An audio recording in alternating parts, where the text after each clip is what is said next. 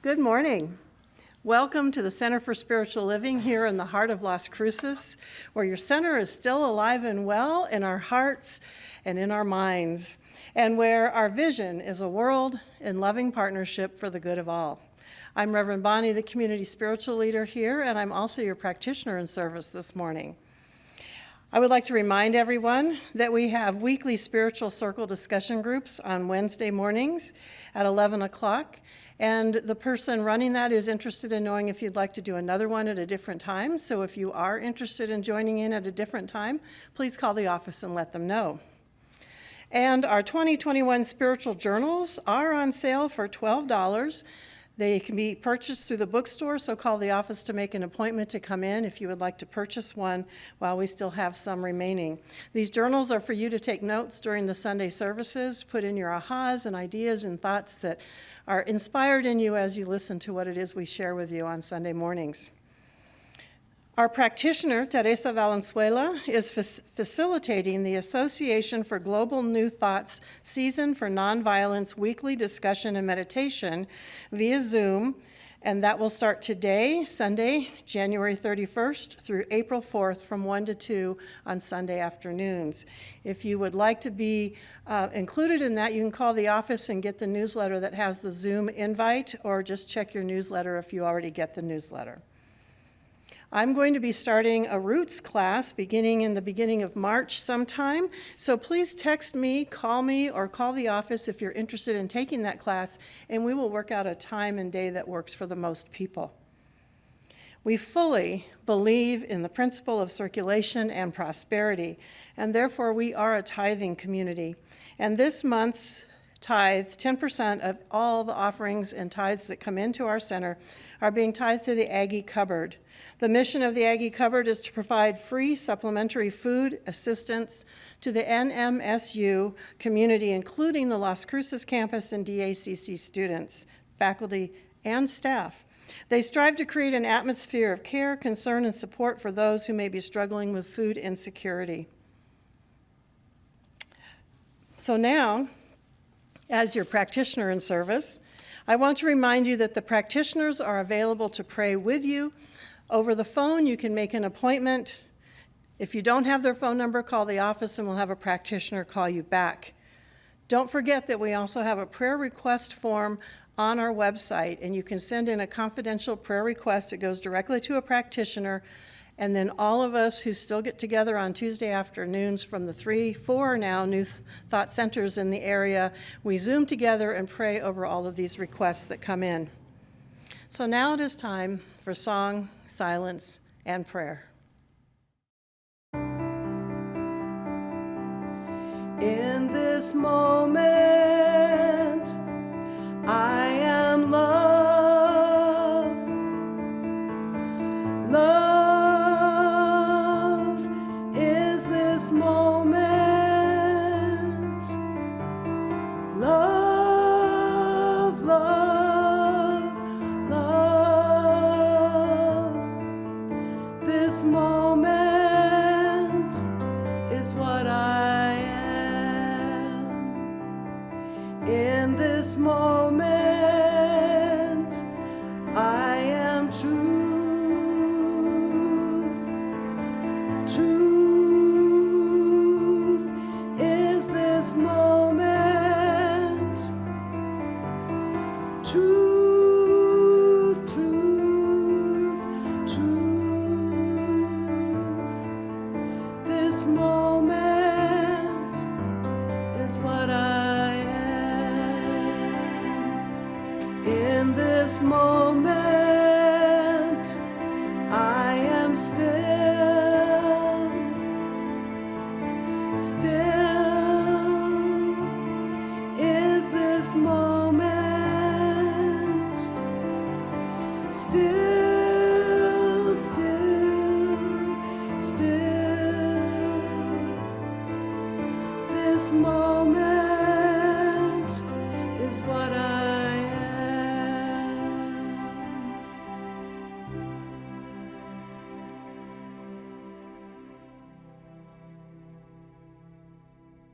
And so this morning we recognize the one life, the one spirit, the one mind that connects us all, each and every person listening to my voice, listening to the voice of our speaker. This morning, that love and light that moves through us, moves around us, and connects us all one to each other. So I know that this time together is blessed. I know that the words that are spoken speak to our hearts and minds and uplift and encourage at this time. And so for this I give thanks as I bless the rest of our service, knowing that it is good, and so it is. Today's reading is from the Science of Mind text by Ernest Holmes, our founder, page 164. In treatment, we turn entirely away from the condition because as long as we look at it, we cannot overcome it. By thinking about a condition, we tend to animate it with life of our thought, and thereby it is perpetuated and magnified. Treatment is the science of inducing within mind concepts, acceptances, and realizations of peace, poise, power, and plenty, health, happiness, and success, or whatever the particular need may be. Treatment is not willing things to happen. It is to provide within ourselves an avenue through which they may happen. And so it is.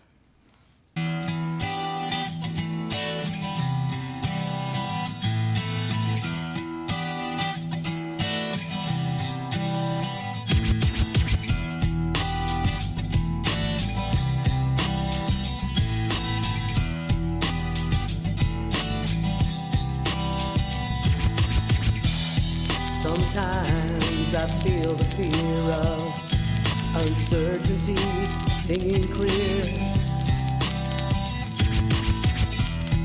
and I can't help but ask myself how much I'll let the fear take the wheel and steer. Driven me before, and it seems to have a faint, haunting mass appeal. But lately I'm beginning to find that I should be the one behind the wheel. Whatever tomorrow brings, I'll be there with open arms and open eyes, yeah. Whatever tomorrow brings, I'll be there. I'll be there. So if I decide to waver my chance to be one of the hive,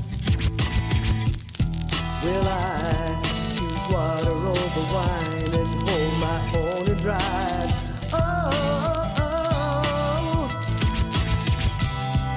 It's driven me before, and it seems to be the way that everyone else gets around.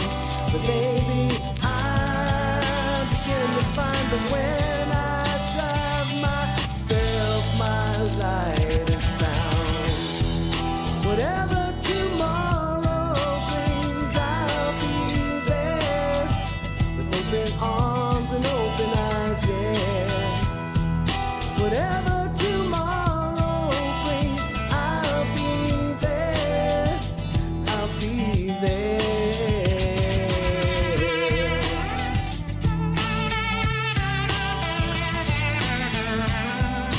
Would you choose water over wine? Hold the wheel and drive. Whatever tomorrow brings, I'll be there with open arms and open eyes, yeah. Whatever tomorrow brings, I'll be there. I'll be there. Do-do-do, do-do-do, do-do-do-do. Oh, no, no, no, no. Do-do-do, do-do-do, do-do-do.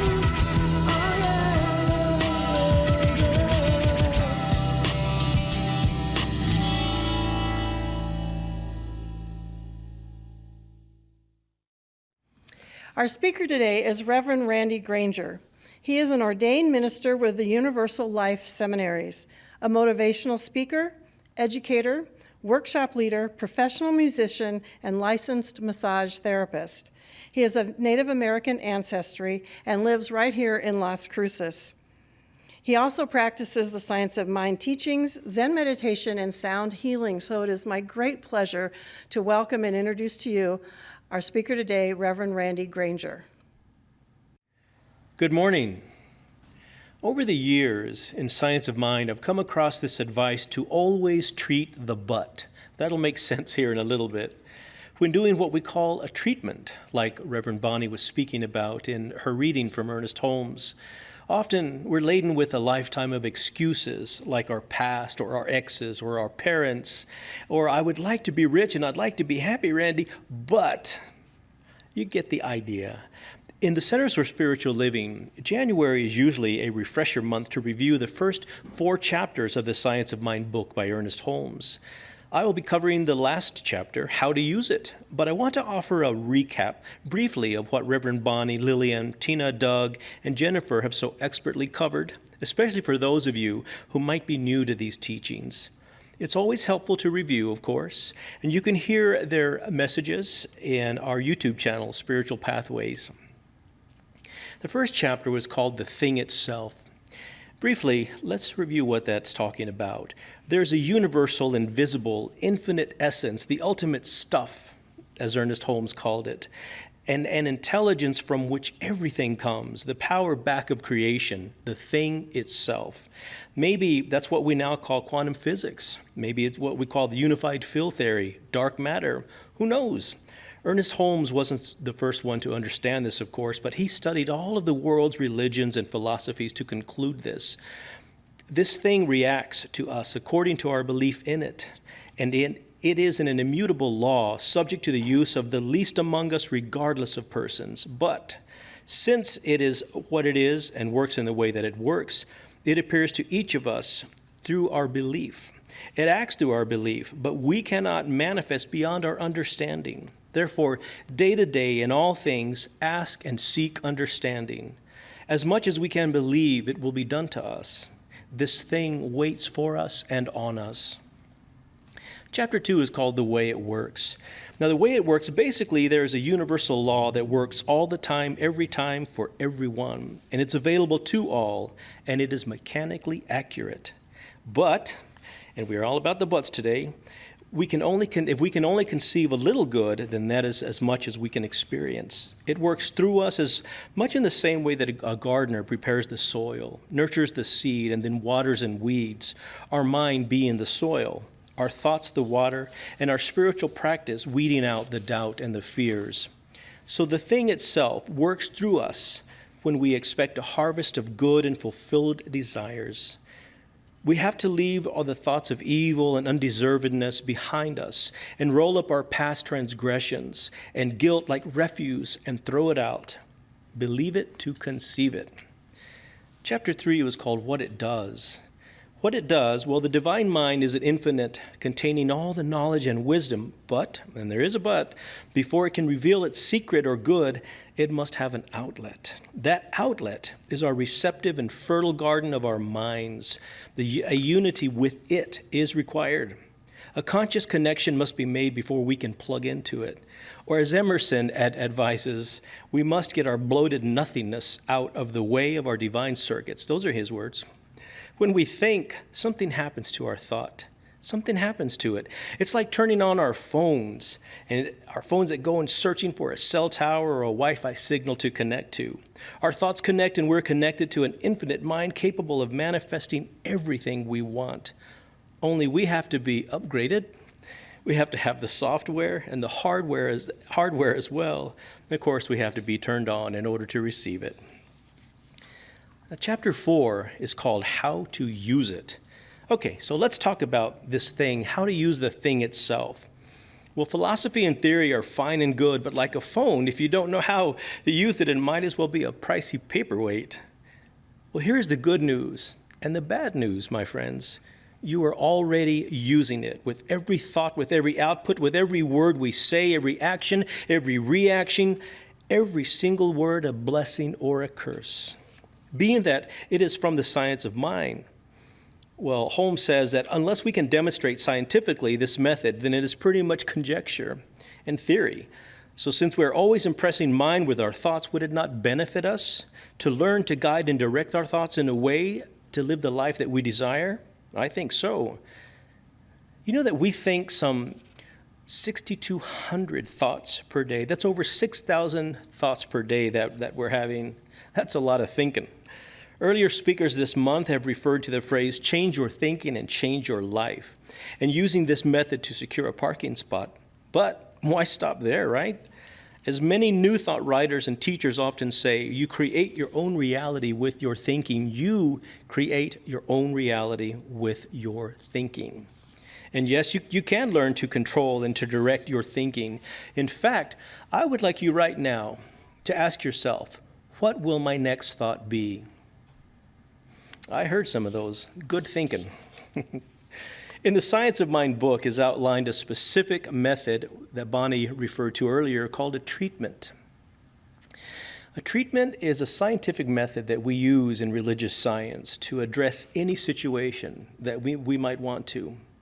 What you think about, you bring about. The difference between a treatment and a prayer, then, you might be asking, is I've read that, if God answers any prayers, then God answers all prayers. So it is in the approach and the understanding that is the difference. First, treatment is not a petition. It is a realization of divine truths. However, if you pray in recognition of Spirit's omnipresence and a realization of our own unity with Spirit, then your prayer is a spiritual treatment. I hope that makes sense. My own take is that prayers usually include the word please, and spiritual mind treatment includes I know, I believe, and I understand. You can throw in please if you wish to. Ernest Holmes said about treatment, treatment is for the purpose of inducing an inner realization of perfection in the mentality of the practitioner, which inner realization, acting through mind, operates in the patient. It's important to remember that Ernest Holmes was writing in the early part of the last century, back when the transcendentalists were coming up with these new thoughts and new ideas. And so it was a very florid way and a very formal way of writing. But what he's basically saying is that treatment is for you. It's for the one doing the treatment. You may be treating for someone else who may be going through any kind of situation, but you're doing the treatment to change your mind about the realities and the truths of the person treating. Ooh, I hope that makes sense too. Let me break it down this way. Okay, say you're treating for lack or for poverty. You might say, I know there is only God, Creator, Spirit, and I am one with it, and there is no lack in the universe or in creation. Therefore, I affirm infinite abundance for myself now, and so it is. And you could add, I recognize the infinite. I deny lack. I affirm abundance and unity with it. You can do this with anything, really, with violence, with war, with a pandemic, by affirming the truth behind every condition. And it helps sometimes to deny its opposite. But it really is about changing your thinking. So, it's all good in theory, but how do we practice it? How do we actually do a treatment? How do we use this thing itself? There's 5 steps that are involved with giving what we call a spiritual mind treatment. Number 1 is recognition. In other words, God is. Number 2 would be unification. I am one with that God. I am part of that God. That God is part of me, however you wish to say it, as long as you feel it. Number 3 is realization, speaking into reality your desired outcome, your desired good. Number 4 is thanksgiving, a grateful acceptance. And number 5, and this is really important, is release, letting go, let God. As we often say, let go and let God. So let's put this into a real-time example. In the first person, you always speak in the first person. Unless you're doing a treatment for someone else, then you would use their name. So first, let's start with recognition. When I do treatments, I always begin by convincing myself and reminding myself that I say, I know that my words have the power to heal and they will accomplish that which I set them out to do. So begin with, there is only one life. That life is God, and that life is perfect. That life is my life now. That sets up that structure. Move on to unification. I am a center and divine mind and a point of God-conscious life, truth, and right action. My affairs are divinely guided and guarded into right action, into right results. Everything I do or think or say is guided by the truth, and it unfolds perfectly. Realization. I know that the divine qualities of peace and power and plenty and wisdom are already within me. I embrace them now. All that God is, I am. I step forth into my true divinity, saying yes to my prosperity, guidance, order, harmony, health, and love. I affirm perfect assimilation, perfect circulation, perfect elimination, and I recognize the pattern of perfection already in me and in everyone. I turn away from any recognition of dis-ease, of lack, of disharmony, and turn inwards to perfect life, and I affirm my vitality in spirit. That's realization. Moving on to thanksgiving. I am grateful for the revelation of the spiritual truth in my life. It is with great gratitude that I accept this transformation of my consciousness for myself. The perfect manifestation of my words. I am grateful for my perfect health, peace, wholeness, well-being, and every being. Release. It is done. It is complete. It is perfect. I release, I let go, I let Spirit do its perfect work. I trust that the universe to provide for me, and so it is. Amen. So those are the steps. Treatment, give it the treatment as many times as you need to, with conviction each time, in order to see those results. Jesus talked about praying all the time, incessantly. A treatment begins and ends with the thought of the one giving it. The practitioner must do the whole work within themselves. They must know the truth. And as they do that, they set this motion in law. A thing which is known by any part of the universal mind is known by every part of it. I love that. For it is an undivided whole. When you know in one place, you know everywhere. When you give a treatment, you do not send out thoughts or hold a thought or give a suggestion. A treatment is a positive thing. It is action. Remind yourself that poverty, lack, illness, war, discord, these are not person, place, nor thing, as Ernest Holmes always said, but spiritual laws are. I came across this beautiful, I think probably one of the most beautiful passages that Ernest Holmes has ever written that I've read. It's from the Holmes Reader on Practical Wisdom. And the reason I like this so much is because it really gets at the root of the matter. Even though a treatment is a scientific method, there also needs to be a feeling behind it, a feeling of maybe gratitude, of compassion, of faith, but most importantly, love. Ernest Holmes talked over and over about love being one of the most important feelings ever, one of the most important emotions. And so let me read you what he wrote. It's beautiful. Love is a universal language, interpreted through every living soul and understood by all. Love will find the solution to every problem, will answer every question, and will ultimately vanquish every foe. Love begets tolerance. Tolerance begets understanding. An understanding able to put itself in another person's place. Love is unity, understanding, harmony. Love will set every person flowing through and permeating one's entire being. Love is a synonym for God. The universal outpouring of the Spirit through law, wisdom, life, and action. God knows us in love. We know God through love. When we love humanity, we are loving God in and through others. It is impossible to enter a state of peace without love. Love is the only reality there is. And to quote the late Leonard Cohen, love is the only engine of survival. I'm going to end with a poem by the former youth poet laureate of Los Angeles and the youngest poet to ever read at a presidential inauguration, Amanda Gorman. She, like myself, suffered a speech impediment through all of her childhood and through most of her adult life, as I still do. What a speech impediment does is it forces you to find different words, different way of saying things, and I think there's a real richness in that. Certainly, she is a great miner of that resource. She wrote this poem back in April of 2020, during the pandemic, beginning of it. I find it hopeful. I thought I'd awaken to a world in mourning, heavy clouds crowding, a society storming. But there's something different in this golden morning, something magical in the sunlight, wide and warming.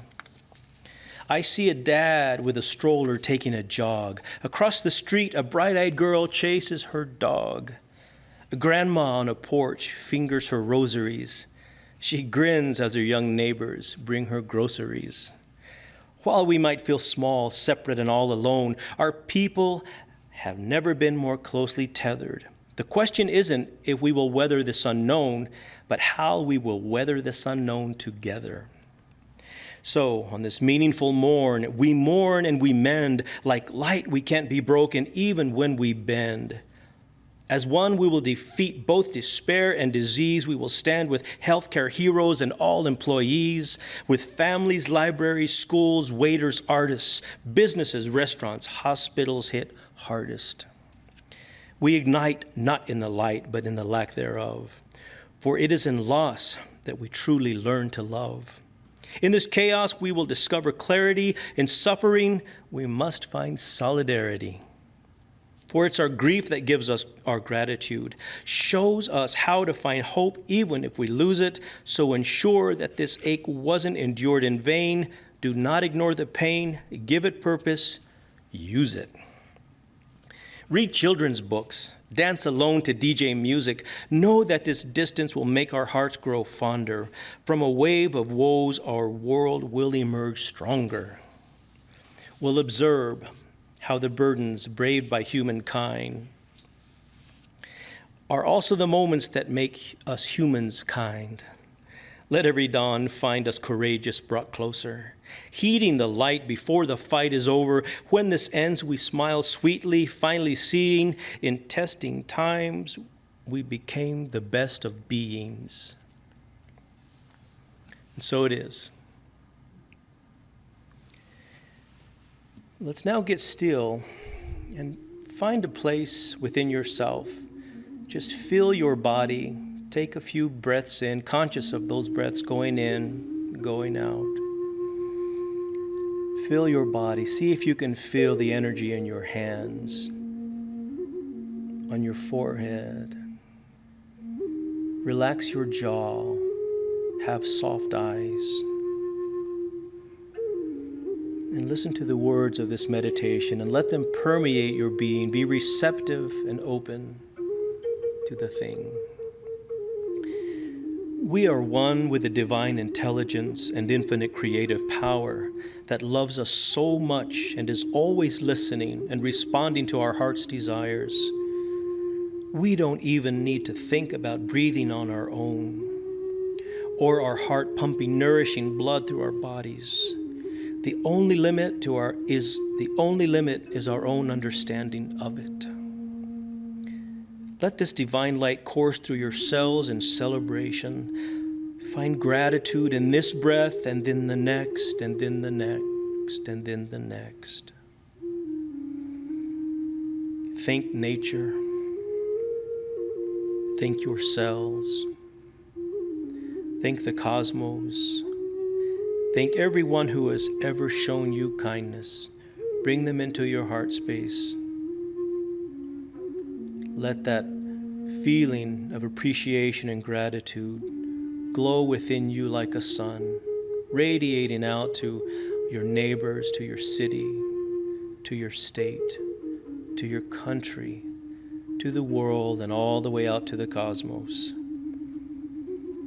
Thank your teachers. Thank your body. Thank yourself. Thank the intelligence in you. Thank the wisdom of the ancestors. Thank Spirit. Thank God. Thank the thing itself. And so it is.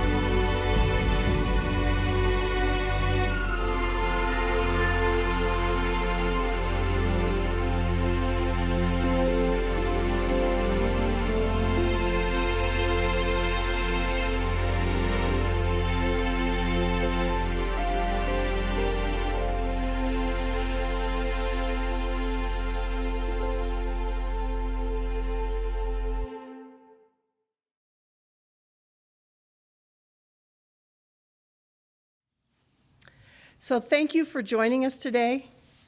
Thank you for listening and taking in these amazing words of Reverend Randy. We're so grateful. Please stay healthy. Please stay safe. I love you all.